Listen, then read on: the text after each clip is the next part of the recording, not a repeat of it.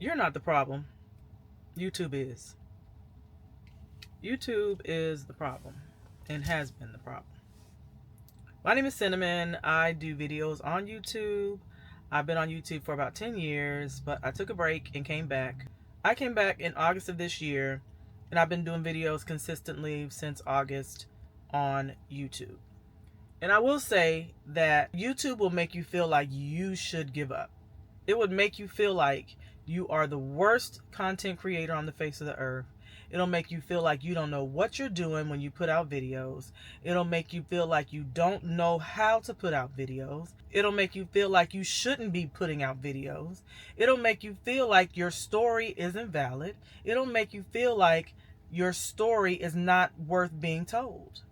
But none of that is true. None of that is true. It is YouTube. YouTube and how big it has gotten over the course of the years, and especially since the 10 years that I've done it. Over the course of the 10 years, YouTube has changed a lot, an awful lot. But I will say that it made a change towards a lot of animated stuff and AI type stuff.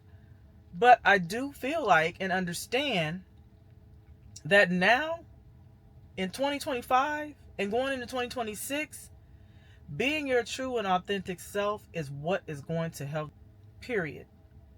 I had to get that through my own head. Like, I watch videos and watch people and watch other people doing what I do. I do vlogs on my channel, lifestyle vlogs about my life. I watch other people do vlogs and I get to thinking, wow, I can't do that. Like, that's not me. Like, that's not anything I can create or do. But the truth of the matter is, I don't have to create it exactly like them. I was listening to somebody on the radio the other day, and she was a blogger or a vlogger, one of the two. I feel like she was a vlogger on the internet. And I'm sorry I don't remember her name, because I didn't start listening until she started talking. And what she said was, you are the main character. She was talking about her life and how she has progressed over the years and learned how to just go ahead and document her life.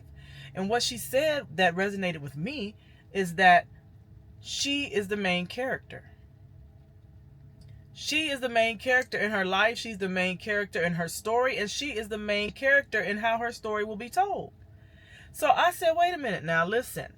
That resonated with me because at the end of the day, I know that I watch these videos out here and looking at other people and try to mimic what they do. Or see that I like that and feel like I should do that for myself. But is that truly being me? Is that being my authentic self?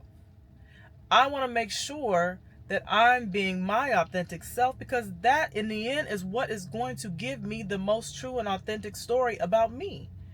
My life may not be like the other person's life. My life may not be as fun or as interesting or as anything else to me as I feel like other people want to see about my life. But other people that are watching my life may find that interesting, and they will. But you have to just continue to be your authentic self. You have to be consistent. Being consistent, and I say you because I'm talking to myself. In this video, I'm definitely speaking and talking to myself. I have to be consistent in what I'm doing, and I have been. YouTube will make you question all points of life. It'll make you feel like you're the worst content creator on the face of the earth. But in all actuality, you're not. You know why you're not? Because you're telling a true and authentic story about yourself. Now, me personally, I don't have a niche. And I don't feel like I should have to have a niche. Because my life is not a niche. My life is all over the place. I have a lot of things that I enjoy. And I have a lot of things that I do. So I don't have to do that. So when I'm creating the story for myself, and the story that I want to present to the world, story that I want to allow other people to come in and watch, I don't have to niche down for that. YouTube will tell you, the YouTube people all around will tell you, oh, you need to pick one lane and get in that. I'm not a one lane person. So why should I get in one lane? I do all types of content and all types of things. And as long as I stay true to who I am, then everything is going to work out. Now, it may take some more time, but that's okay, because if you're doing something that's true to you, something that you enjoy, then it's okay that it may take a little bit longer. But we have to stay focused. Stay focused, make sure that we stay our authentic self, because I truly believe in my heart there is a lane for authenticity on YouTube. People are tired of seeing the robots and the animated stuff and all of the AI generated thumbnails. We want to get back to some of just the real people being represented on YouTube. Real thumbnails of real people talking in their real lives, not fixed up studios and backgrounds and stuff popping in and out of the screen. I think there's a place for how YouTube used to be. There is a place for that. So we just have to make sure that we stay, and then stop. Secondly, this is another thing.